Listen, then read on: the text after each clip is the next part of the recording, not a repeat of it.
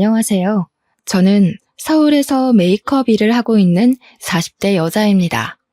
사연을 들어보면 세상에 참 별일이 다 있다는 생각이 들지 않나요? 저도 무척이나 공감합니다. 하지만 제가 겪어온 일도 돌이켜보면 사연으로 나올 법한 일이라는 생각이 들더라고요. 그래서 이렇게 용기 내서 글을 작성해 보았어요. 이제는 잊고 살고 있는 일이긴 하지만 평생 잊히지 않는 상처이기도 하고요. 혹시 저와 비슷한 상황에 처하신 분이 계시다면 절대 좌절하지 말고 제 이야기를 통해 위로를 받아가시면 좋겠어요. 저는 정말 지금이 너무 좋고 행복하거든요. 제가 겪은 일은 평범하지도 행복하지도 않은 일이지만 지금의 저는 정말 제 일도 즐겁게 잘하고 있고 행복하답니다. 그러니까 이 사연을 듣는 모두들 힘들고 어려운 순간이 있을지라도 포기하지 말고 주저앉지 말고 끝까지 나의 길을 걸어가시면 좋겠어요. 제가 그랬거든요. 이제부터 제가 겪었던 경악스러운 이야기를 해볼게요. 사실은 내 주변 친구의 이야기, 내 가족의 이야기, 내 애인의 이야기가 될 수 있다고 생각해요. 모두들 공감하시면서 재미있게 들어주시면 감사하겠습니다. 제 어머니는 미용 일을 하셨습니다. 동네에서는 1등으로 손이 빠르시고 가격도 저렴해서 인기가 많은 미장원을 운영하셨습니다. 어머니의 손은 항상 퉁퉁 불어 있었습니다. 어린 저는 어떻게든 엄마를 도와보겠다며 아주머니들 파마를 해주실 때 옆에서 헤어롤을 집어드리고 고무줄을 챙겨드리며 칭찬을 받았던 기억이 있습니다. 미장원에서 수건은 또 얼마나 많이 쓰이는지 아시나요? 제가 차마 그 많은 수건들을 빨지는 못했지만 빨래 건조대에 엄마랑 언니들이랑 같이 널며 이야기꽃을 피우던 따뜻한 기억이 있어요. 작은 미장원을 운영하셨던 엄마는 집안일을 하랴 미장원에서 일하시랴 몸이 100개라도 부족하게 바쁘셨어요. 엄마가 그저 좋았던 저는 엄마한테 찰싹 달라붙어서 거의 엄마 미용실에서 살다시피 했었네요. 하도 미장원이 놀이터라 생각하고 붙어있다 보니 동네 아주머니들과도 가까이 지내며 저는 어른들께도 싹싹하게 잘 대하고 엄마를 따라 손재주도 좋은 아이로 자랐습니다. 그리고 저희 아버지는 남대문에서 액세서리 도매 소매업을 하셨습니다. 그래서 이른 새벽부터 늦은 밤까지 고생을 하시며 바삐 일을 하셨죠. 게다가 저희 아버지는 남대문에서 소문난 손 빠르고 발 빠른 제대로 된 장사꾼이라며 소문이 자자했던 사람이었어요. 하지만 아버지께서는 저희 가족들과 다정하게 시간을 보내지 못한 점이 지금까지도 아쉽다며 한숨을 내쉬곤 하시지만 누구보다 성실하고 가족들을 생각하셨던 분이라는 것을 저희 가족은 알고 있었죠. 그리고 제 위로 2명의 언니들이 있는데 언니들은 저와 나이 차이가 꽤 났습니다. 첫째 언니와 둘째 언니는 연년생이어서 어려서는 그렇게 많이 싸웠다고 하는데 성인이 되고는 둘도 없는 좋은 친구처럼 잘 지내고 저는 그 틈에 낄 수도 없어서 괜히 질투도 많이 했었답니다. 이렇게 사이가 좋은 2 언니는 나중에는 일도 같이 했어요. 각자 사회생활을 하면서 갖은 고생을 하다가 결국 안 되겠다 싶었는지 회사를 금방 때려치우고 같이 창업을 시작했습니다. 결혼 사업이라고 하죠. 옛날에는 소위 중매라고 했는데 요즘에는 결혼 매칭 플랫폼이라고 하는 결혼해줘 같은 업체의 시초라고 할 수 있는 일을 시작하게 되었습니다. 아무래도 어머니께서 미장원을 하시다 보니 동네 아주머니들끼리 서로 중매를 서주시고 실제로 결혼이 성사되는 모습을 자연스럽게 보고 자라서 그랬는지 언니 둘은 그렇게 사업을 시작했습니다. 저는 어려서부터 손재주가 좋은 편이었습니다. 그래서 나름 공부는 성실히 했었지만 제 손재주가 아깝다는 생각이 들어서 대학교 전공은 메이크업으로 정해서 일찌감치 메이크업 일로 돈을 벌었습니다. 대학 생활을 하면서 메이크업 일을 동시에 하다 보니 또래 친구들보다 사회 경험이 빠른 편이었습니다. 저는 그렇게 다양한 사람들을 많이 만나며 보고 배우며 성장해 갔습니다. 여느 날과 같이 저는 메이크업 일을 하고 있었습니다. 그날따라 저는 메이크업 출장을 결혼식장으로 가게 되었는데요. 그곳에서 운명의 상대를 만나게 되었네요. 다른 남녀의 운명 같은 날에 저의 운명도 이렇게 단정 지어질 거라고는 꿈에도 상상을 못했지만 말이에요. 저는 신부의 메이크업을 도와드리고 있었습니다. 결혼식 당일 새벽, 저는 하나하나 신중하게 오늘 누구보다 아름다운 신부일 수 있게 섬세하고 꼼꼼히 메이크업을 해드리곤 하죠. 그런데 사실 신부가 메이크업하는 자리에는 웬만하면 친정어머니나 남편 정도만 자리를 함께하는 경우가 많아요. 친정 언니들이라든지 가까운 친구가 찾아오기도 하고 같이 이야기를 하며 긴장을 달래주려는 경우도 있긴 하지만 말이에요. 그날의 경우 친정 오빠라는 분이 찾아오셨어요. 동생을 유달리 특별하게 생각했던 것 같아요. 여동생이 웨딩 메이크업을 하기도 전에 찾아오는 경우는 저도 일을 하면서 처음 보는 경우라 신기하긴 했어요. 너무 예쁘네, 우리 동생. 어쩜 공주님 같아. 최고다. 내가 봤던 모든 신부 중에 제일 예쁜 것 같아. 그래서였을까요? 괜히 눈길이 더 갔습니다. 저렇게 다정한 오빠도 있구나. 신기했습니다. 그분도 저에게 관심이 있었던 것 같아요.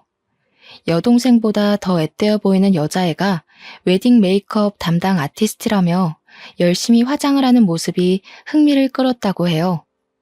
원래는 메이크업 받는 본인이나 신부들과 주로 대화를 하며 메이크업을 완성하게 되는데 당시 웨딩 메이크업을 했을 때에는 신부님 오빠분이랑 더 신나게 이야기를 했어요.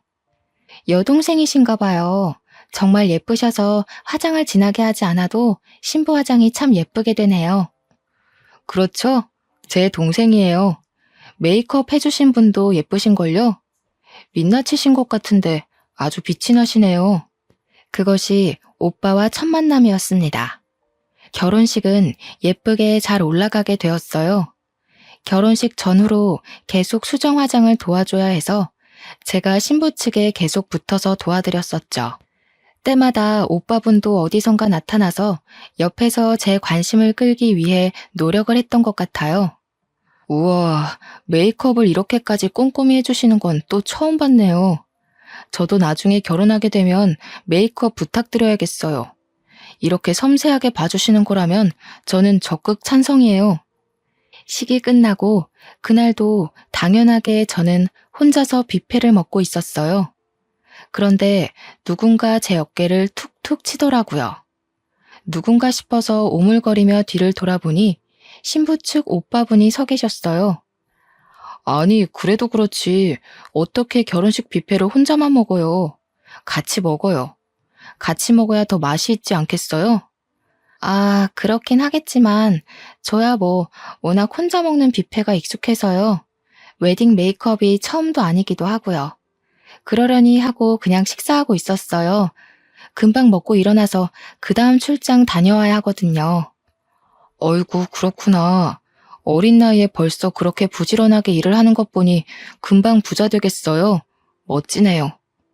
저와 오빠는 신나게 이야기를 했습니다. 저도 메이크업만 할 줄 알지 바쁘게 일상을 살아가다 보니 친구가 많은 것도 아니었고 연애 경험이 많지도 않았었어요. 그래서 누군가 저에게 관심을 가지고 이야기를 할 수 있다는 게 참 좋았죠. 오래 두고 볼 일이지만 저랑 꽤 잘 맞는다는 생각이 들었습니다. 하지만 즐거웠던 대화를 통해 들었던 이야기 내용들이 모두 즐겁기만 한 것은 아니었습니다. 우선은 저보다 나이가 꽤 많았는지 제 나이를 알고는 본인의 나이를 밝히지 않더군요. 저는 대학생의 메이크업 전공을 하고 메이크업 쪽으로 아르바이트를 하며 경력을 쌓아간다는 이야기를 했어요. 제 이야기를 다 듣고 자신에 대해 소개하겠다며 본인의 커리어에 대해 들려주더군요. 저는 남대문에서 작은 사업을 하고 있어요. 다양한 액세서리부터 의류까지 다양한 종류의 물건을 소매로도 판매하고 해외로도 유통하고 있는 무역업까지 하고 있어요. 어머, 남대문 쪽에서 일하고 계셨군요. 저희 아버지도 남대문에서 일하시는데 뭔가 괜히 더 반갑네요. 일하기 바쁘고 힘드실 텐데 젊으신 나이에 대단하시네요. 제가 오빠에 대해 살짝 칭찬을 하니 그 칭찬이 너무 좋았나 봐요. 저에게 사업 이야기를 계속 늘어놓으며 자랑을 하더라고요. 이야기는 꼬리에 꼬리를 물고 계속되었어요. 시간이 가는 줄 모르게 대화를 하다 보니 저는 그 다음 일을 하러 가야 하는 시간이 다가왔습니다. 나중에라도 밥이나 함께 하면 좋겠다며 연락처가 있는 명함을 주더라고요. 혼자 밥 먹지 말고 밥 먹을 때 나 불러줘요. 사실 나도 혼자 밥 잘 먹거든요. 근데 혼자 먹기 싫을 때 있기도 하잖아요. 저만 그런 거 아니죠? 연락 주세요.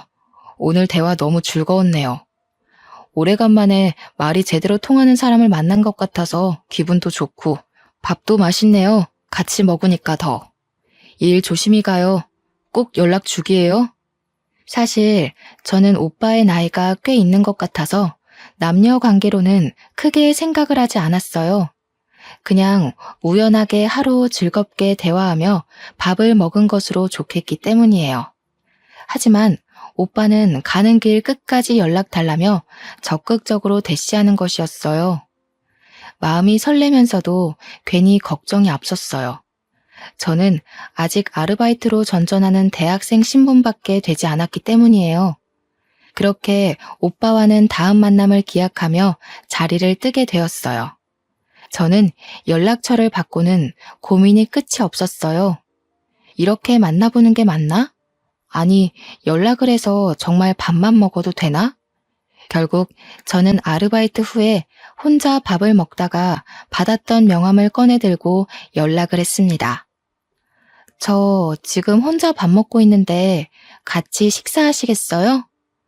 저는 사실 속으로 나이라도 제대로 알고 헤어지더라도 헤어져야겠다는 생각으로 그 오빠에게 연락을 했던 거예요. 민영 씨? 왜 이제야 연락했어요? 기다리고 있었는데. 저는 아직 점심 식사 전이에요. 어디에요? 당장 갈게요. 그렇게 저희는 만남을 갖고 점심 식사도 함께, 저녁 식사도 함께 하며 시간을 보냈네요. 오빠는 나이가 생각보다 많았어요. 저와 띠동갑 15살 차이가 났던 거예요.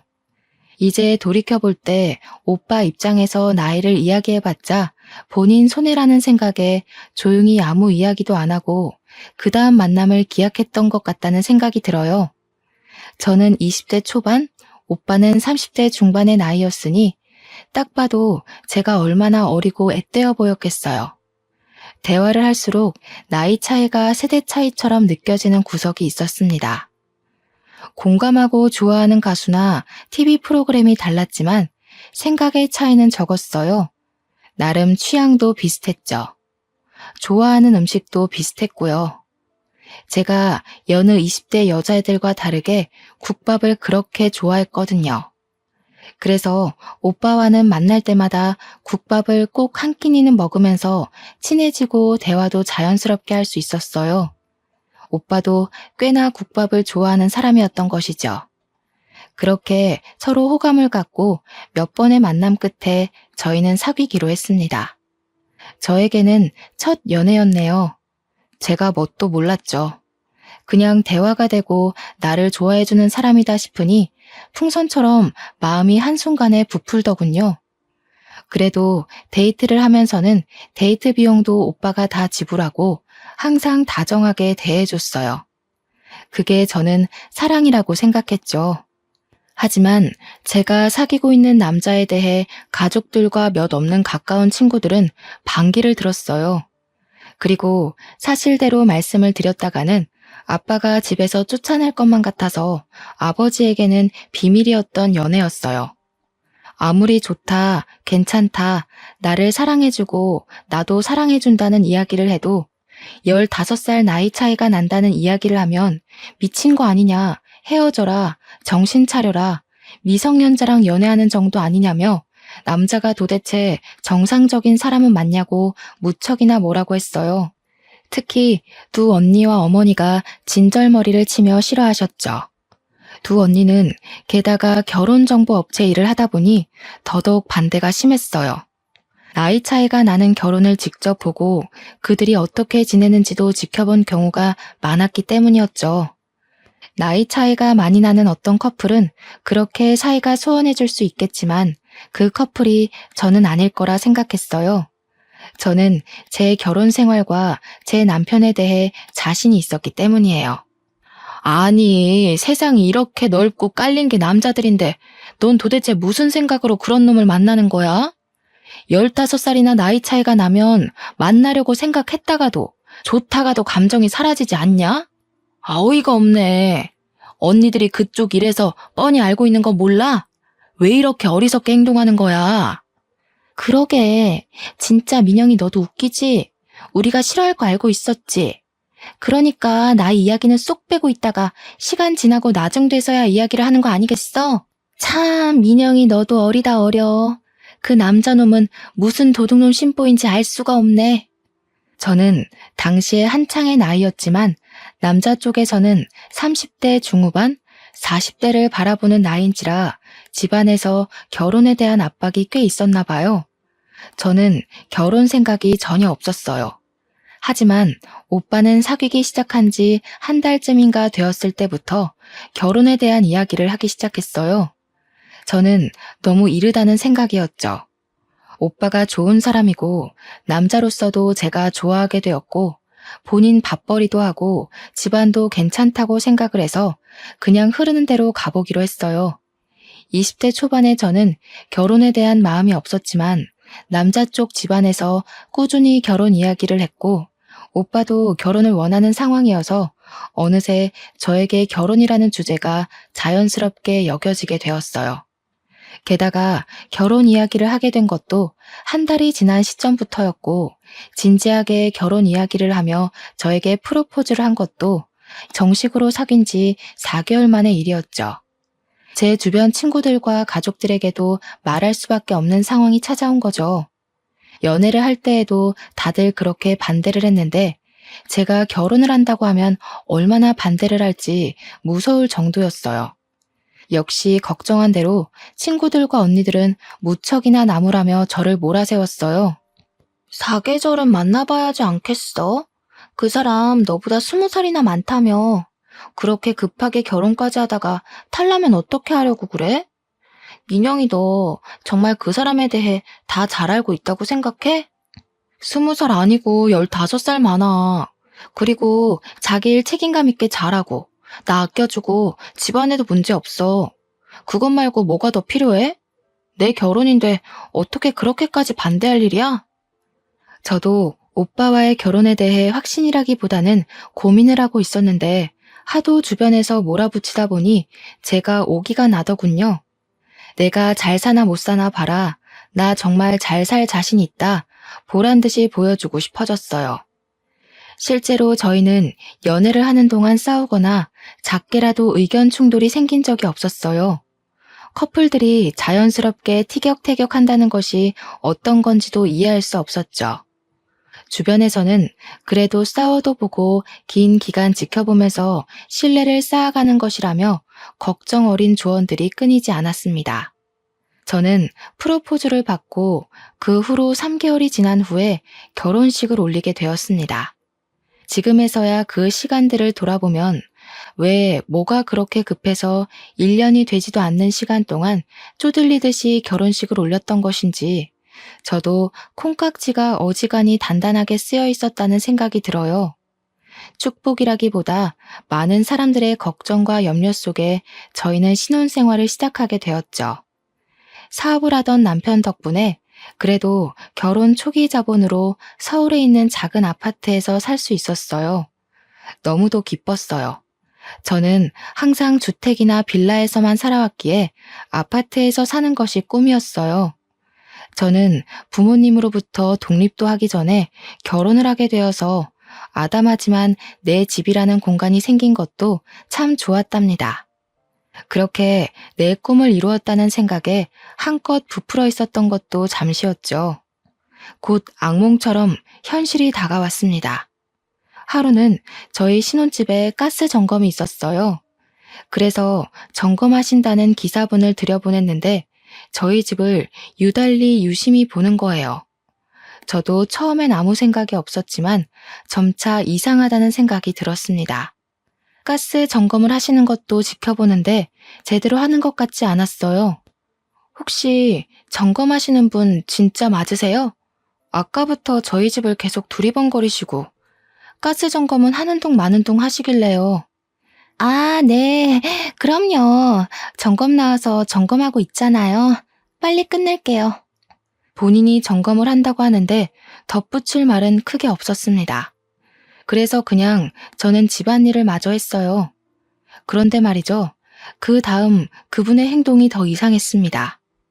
저희 부부의 웨딩 촬영 사진이 거실에 크게 액자로 걸려 있는데 그 앞에서 사진을 뚫어져라 보는 것 아니겠어요? 괜히 찜찜하고 이상한 기분이 들었어요. 저기, 지금 뭐 하시는 건가요? 사진을 왜 그렇게 기분 나쁘게 쳐다보세요? 아니, 기분이 나쁘시다뇨. 저는 그냥 웨딩 촬영이 예쁘게 된 것 같아서 부러워서 본 것뿐이에요. 참 별것도 아닌 걸로 과민하게 구시네. 뭐 불안하고 찔리는 거라도 있으신가 봐요?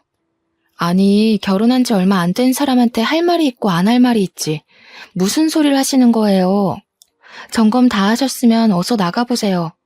진짜 세상에 별 이상한 인간들을 다 보네. 아니면 아닌 거지. 되게 예민스러우시네요. 그럼 이만 가보겠습니다. 남편분이 참 훤칠하시네요. 바깥으로 놔둘 관상인데 내조를 좀 잘하셔야겠어요. 안녕히 계세요. 어머머, 이 사람 진짜 별소리를 다 하네. 어서 우리 집에서 나가세요. 가스 점검도 점검 나름이지. 뭐 이딴 사람들이 일을 하고 있어? 나가요, 어서. 당장 안 나가면 경찰에 신고할 거예요. 여자는 소름 끼치게 깔깔대며 웃었어요. 당장 나갈 건데 왜 이러냐며 손사래까지 치는 모습을 보였죠. 다시 생각해봐도 그 순간이 너무 끔찍하면서 당황스러운데 정말 소름이 돋네요. 그렇게 저는 그 순간이 그 여자와의 마지막 만남이라고 생각을 했습니다. 하지만 그 이후에도 저와 꽤 자주 마주치게 되었습니다. 분리수거를 하러 밖으로 나갈 때 퇴근 후에 같은 버스를 타기도 했고요. 어느 날은 아예 저희 아파트 현관 앞에서 저를 기다리기도 했습니다. 저기요, 저희 구면이죠? 죄송한데 무슨 일이실까요? 저 만나러 오신 거예요? 어머, 안녕하세요. 인사도 없이 그렇게 본론부터 말하면 섭섭하죠. 맞아요. 저희 구면이에요. 가스 점검 기억하시죠? 저도 이 동네 사는데 그때 친절하게 대해주시고 얼굴도 몇 번 우연히 보다 보니 친구하면 좋을 것 같아서 인사드리려고 기다렸어요. 아니, 뜬금없이 친구라고요? 무슨 자다가 봉창 두드린 소리 하시는 거예요? 목적이 뭐예요? 꼭 목적을 가지고만 사람을 만나나요? 너무 딱딱하시다. 오늘은 좀 놀라신 것 같으니 다음에 또 인사드릴게요. 괜찮을 것 같네요. 안녕히 들어가세요. 뜬금없는 친구 이야기에 당황스러웠던 저는 무서운 마음에 남편에게 상황을 알렸어요. 나이도 어려 보이는 젊은 여자가 가스 점검 기사님으로 일하는 것 같긴 한데 계속 눈앞에 나타나고 우연히 만난다. 그리고 오늘은 나한테 말까지 걸었다는 이야기를 했죠. 남편은 사색이 되며 진짜 조심해야 할 것 같다며 다음부터 그런 사람 만나면 절대 아는 척 하지 말고 말도 걸지 말라고 하더라고요. 미친 사람 같다며 여자 쪽에서 말을 걸더라도 그냥 피하는 게 상책일 것 같다고요. 신혼생활을 하며 그렇게까지 언성을 높이고 얼굴이 시뻘개지게 흥분을 했던 적이 없었는데 하도 잔소리가 길어지길래 알겠다고 안심을 시켰어요. 그날 이후로 저는 그 여자를 우연이라도 마주칠까 조마조마한 마음으로 지냈어요. 그럴 만도 하죠. 하지만 남편은 그날 이후로 저에게 언성을 높이며 저를 쪼아대기 시작했습니다. 그런 남편이 이상하게 느껴졌어요. 그렇게 사랑꾼이던 사람이 어느 순간 180도 변하는 모습을 보이니 배신감까지 들더군요. 또 이상했던 일이 있었습니다. 남편 휴대폰으로 모르는 전화번호가 꾸준히 연락이 오는 것이었어요. 아침에 기상을 할 때도 알람처럼 전화를 하고 저녁 식사 때에도 꼭 전화가 왔어요. 심지어는 자기 직전까지 전화가 울려대는 것을 봐야 했습니다. 같은 번호로 계속 연락이 오네? 아무리 거래처라고 해도 꼭 두새벽부터. 그리고 자기 전에 연락하는 건 너무 예의가 아니지 않아? 한마디 하면 안 돼? 너무 짜증나서 왜 전화는 안 받는 거냐고 물어봤어요. 남편은 거래처 사람 연락인데 컴플레인이 과하다며 둘러대더군요. 남편의 사업 문제만 아니어도 그냥 차단을 해버리는 건데 차단을 할 수도 없는 상황이라 그냥 특이한 거래처 사람이겠거니 넘어가려 했습니다. 하지만 그 후로 남편은 계속 이상했습니다. 제가 느꼈던 가장 큰 변화는 핸드폰 비밀번호를 바꾼 것이었어요. 남편의 비밀번호는 헷갈리고 귀찮다며 0000 이렇게 4자리를 썼습니다. 그리고 휴대폰에 크게 비밀이랄 것도 없었어요. 하지만 어느 날부터인가 다른 비밀번호를 쓰고 있더라고요. 여보, 비밀번호 바꿨던데? 왜 바꿨어? 귀찮다면서. 아, 그냥 도난이라도 당했다가 괜히 일나면 복잡해지잖아. 이런 핑계를 다 대더라고요. 의아했지만 그냥 애써 넘어가려 했습니다. 저는 메이크업 일을 꾸준히 했기 때문에 개인 스케줄이 들쭉날쭉했습니다. 그날도 출장 메이크업이 있는 날이었어요. 제가 나갈 채비를 다 하고 집 밖으로 나갔다가 지갑을 두고 와서 다시 집에 들어갔었는데 남편이 누군가와 통화를 하고 있더라고요. 그래서 조용히 엿들었어요. 나갔어. 진짜 나갔다니까. 그래. 알겠어용. 곧 보자. 나도 보고 싶어용. 나갔다는 건 아무래도 제 얘기겠죠. 그건 아무렇지도 않았습니다. 하지만 콧소리를 흥흥거리며 애교 섞인 이야기를 하며 누군가에게 보고 싶다고 속삭이는 남편의 모습은 저도 난생 처음 봐서 까무러칠 뻔했습니다. 아무래도 남편한테 비밀이 있다는 안 좋은 예감이 들었어요. 지금 아는 척을 해야 하나, 나중에 크게 제대로 잡아야 하나, 순간 고민이 들더군요. 하지만 이내 아니겠지, 제 마음 편하자고 넘어가려 했었네요. 그렇게 저는 일을 하러 나왔습니다. 조용히 남편에게 들키지 않고요. 하지만 제가 죄를 지은 것도 아니고 잘못한 것도 하나 없는데 집에서 들어가고 나가는 것도 눈치 봐야 하고 남편의 덜미를 어떻게 잡아야 하는지 고민을 하는 상황도 너무 열이 뻗치더라고요. 하루 종일 머릿속을 떠나지 않았어요. 남편이 다른 여자와 뒹구는 모습까지 상상이 되니까요. 끔찍했어요. 차라리 현실을 마주하고 끝내려면 빨리 끝내버리는 것이 낫겠다는 생각이 들었어요. 제 생각이 확고해진 계기가 있었습니다. 여태 한 번도 없었던 해외 출장을 간다는 것이었어요.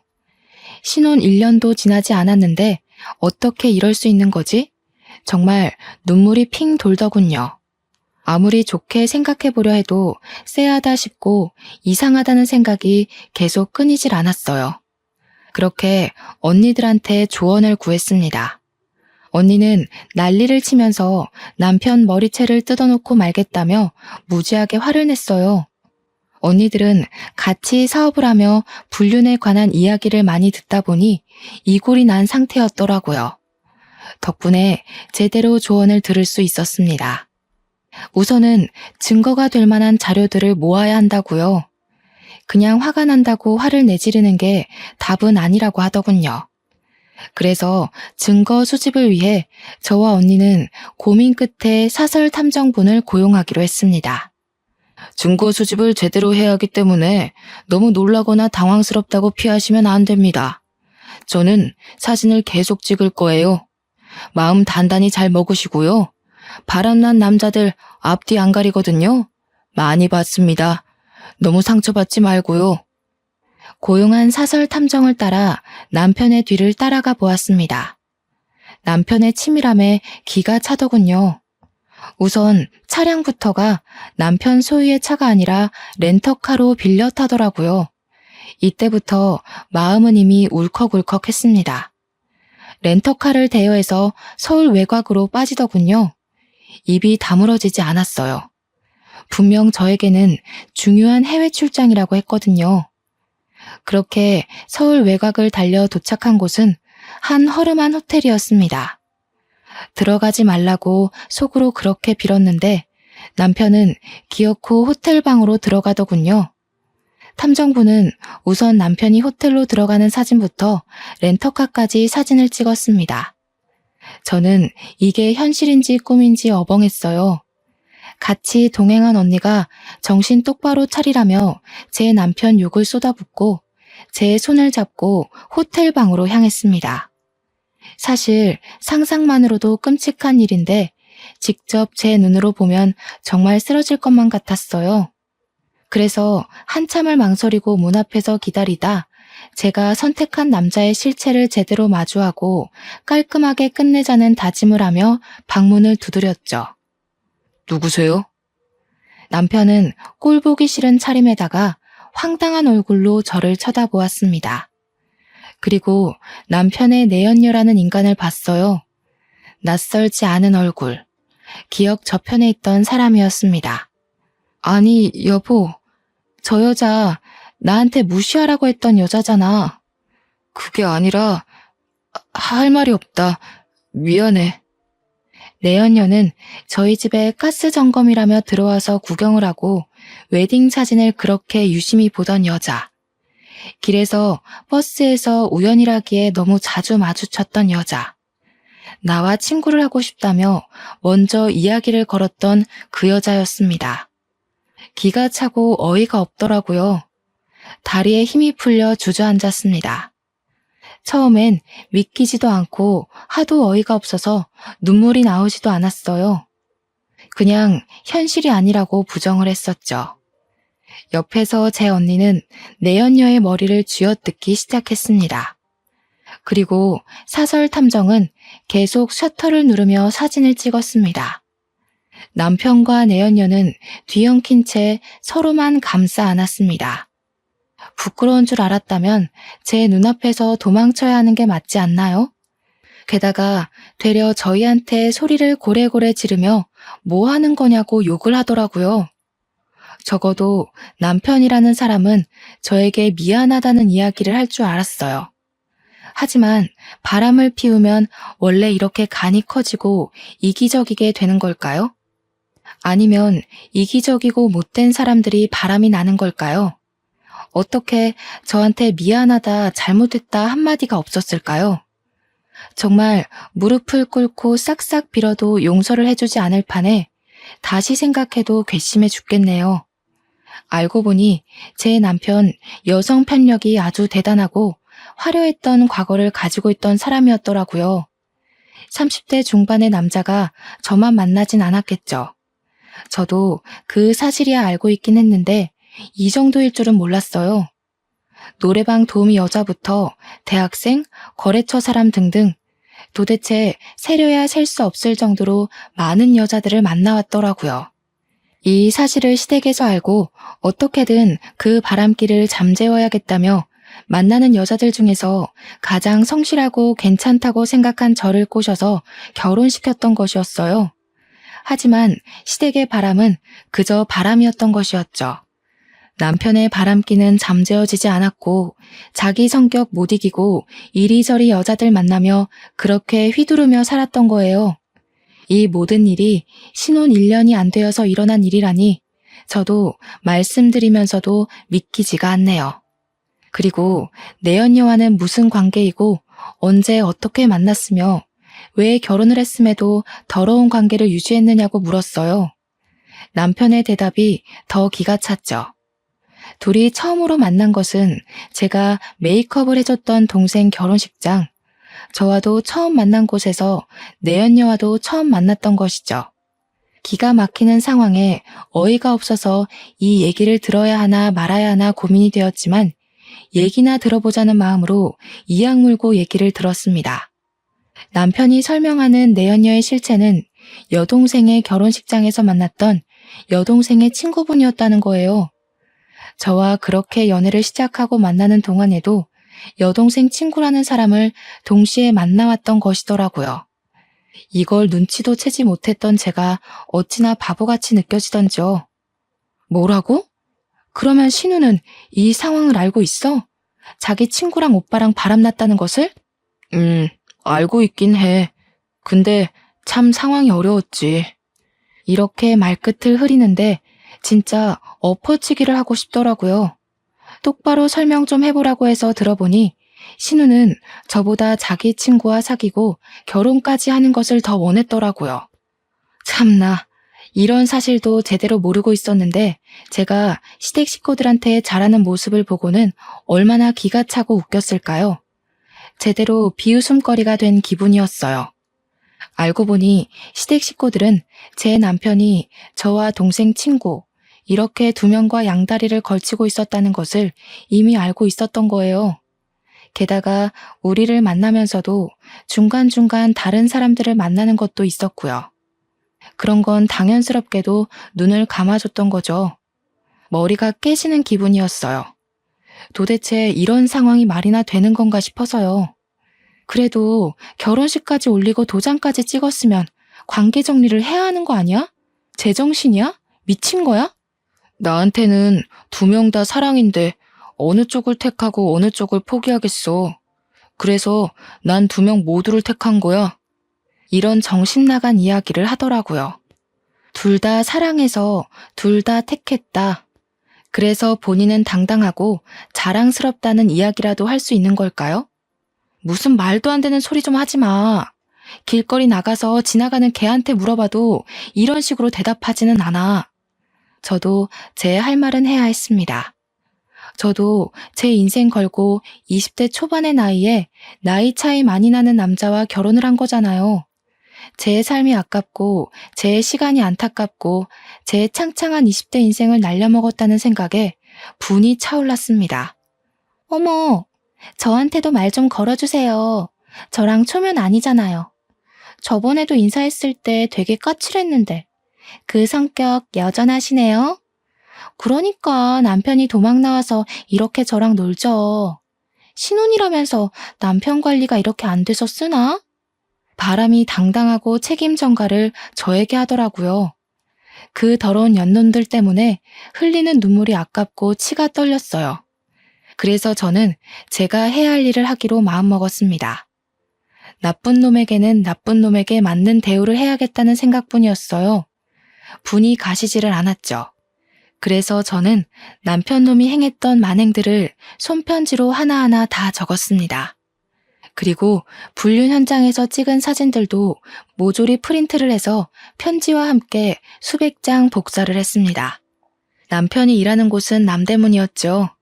아버지께서도 일을 하시는 같은 동네였기 때문에 저는 아버지께서 모든 사실을 알게 되시고 남편을 쫓아가 때리실 수도 있다는 가능성까지도 염두에 두고 일을 진행했습니다. 남대문은 새벽부터 붐비고 바쁘게 움직이죠. 저는 그것보다 더 일찍 일어나서 움직이고 실천에 옮겼습니다. 시장 사람들 정말 많죠. 우선은 상인분들을 한 분 한 분 찾아뵈면서 제가 프린트한 손편지와 사진을 정성스럽게 전해드렸습니다. 어머머, 세상에 어떻게 이런 일이 있다냐? 미친 거 아니냐? 아주 돌았나 봐. 남자 여자가 쌍으로 돌았네 그려. 어떻게 민영이 같은 저자를 두고 바람이 나도 저렇게 단단히 바람이 났디야? 그니까 말이여. 민영이 마음고생 많았다. 저런 쓰레기 같은 놈 쳐다보지도 말어라. 세상에 좋은 남자도 많고 안 만나도 민영이는 혼자서도 멋지게 잘 살 수 있다. 그놈 같은 인간은 빨리빨리 쓰레기통에 처박아 버려라. 다들 무척이나 안타까워하시면서 저를 위로해 주시더라고요. 감사했습니다. 남편이나 내연녀가 미안해하지도 않고 배째라식으로 나왔던 태도에 받았던 상처들 많이 치유받을 수 있었습니다. 그리고 저는 남대문에서 오랫동안 장사해 오셨던 아버지 딸이라는 것도 다들 알고 계셨고 특히나 건물주 분께서 상황을 딱하게 여기시고 저와도 일면식이 있는 사이인지라 제 편지와 사진들을 건물 내 공지란에도 붙여주셨어요. 아버지도 결국 이 모든 상황을 아시고는 그날 바로 남편 회사에 쫓아가서 남편의 뺨을 제대로 후려쳐 주셨어요. 제가 그 장면을 봤어야 하는 건데 아쉽게도 직접 보지는 못했네요. 제 조력자인 두 언니를 통해 아빠가 그렇게 멋지게 뺨을 날리는 것을 처음 봤다며 자랑스럽게 전해주는 이야기를 통해 알게 되었어요. 그렇게 남편은 제대로 망신살이 뻗치게 되었습니다. 결국 운영하던 회사 사람들도 제 편지와 사진들로 모든 상황들을 알게 되었죠. 그리고 남편의 회사에서는 급하게 주주총회를 열었고 그 자리에는 남편이 초대받지 못했습니다. 그 자리는 회사 대표를 교체하는 자리였었죠. 중요한 주주총회에도 초대받지 못했던 제 남편은 결국 대표직을 박탈당했습니다. 한마디로 잘리게 된 거죠. 그렇게 남편은 남은 것 하나 없이 빈털터리가 되었습니다. 이후 어떻게 지내나 괜히 궁금해서 수소문해보니 주주총회에서 잘리고 대표직 잃고 돈도 잃은 채로 궁하게 살았다고 하더라고요. 그 길로 저는 남편과 결혼한 지 1년도 채 되지 않은 시기에 이혼 서류에 도장을 찍었어요. 현재는 제 일을 맘껏 실컷 자유롭게 하며 메이크업 아티스트로 성공해서 강남에 숍도 차리게 되었습니다. 정말 더 열심히 살기 위해 이를 갈았어요. 누구보다 멋지게 저를 놓친 것이 인생의 실수라는 것을 보여주고 싶었고, 그것이 제가 할 수 있는 가장 뜨거운 복수라고 생각했습니다. 짧은 결혼 생활이었습니다. 사실 누구라도 저보다야 결혼 생활은 오래 하시는 경우가 많으실 거라 생각해요. 하지만 저는 후회 없습니다. 결혼 생활 동안 정말 누구보다도 남편을 아끼고 사랑했고 제 일에도 열정적이었으며 집안일도 부족함 없이 했거든요. 그리고 마무리까지도 제 속이 다 시원할 정도로 더 이상 시원할 수 없겠다 싶을 만큼 후회 없이 남편의 실체에 대해 폭로를 했죠. 어떤 분들은 분명 너무 과한 게 아니냐고 하실 수 있겠지만 아니요, 저는 최선이었고 다시 그 순간으로 돌아간다 해도 같은 선택을 하고 전 남편에게 제대로 창피를 줬을 것 같아요. 사실 제가 그렇게까지 하지 않았더라면 남편은 분명히 새로운 여자를 만나서 자기 원하는 대로 가지고 놀다가 질리면 또 새로운 여자들을 만나고 문어발식으로 만나고 양다리에 세 다리, 네 다리 걸치며 그렇게 색광처럼 살았을 거예요. 그리고 어떤 분들은 바람에 대해 눈 감고 넘어가는 경우도 있을 거라 생각해요. 저도 존중하고 이해합니다. 사실 저에게 아이가 있었다면 이렇게까지 악랄하고 제대로 복수를 하지는 못했을 것 같아요. 제 남편이긴 하지만 아이의 아빠란 역할도 무시할 수는 없기 때문이죠. 제 이야기 끝까지 경청해 주셔서 감사합니다. 제가 말씀드린 전 남편 같은 놈 절대 마주치지도 엮이지도 않길 진심으로 기원해요. 모두들 좋은 인연들만 주위에 가득하시길 응원하겠습니다. 항상 행복한 일들만 가득하시길 바랄게요. 감사합니다. 오늘도 좋은 하루 보내세요.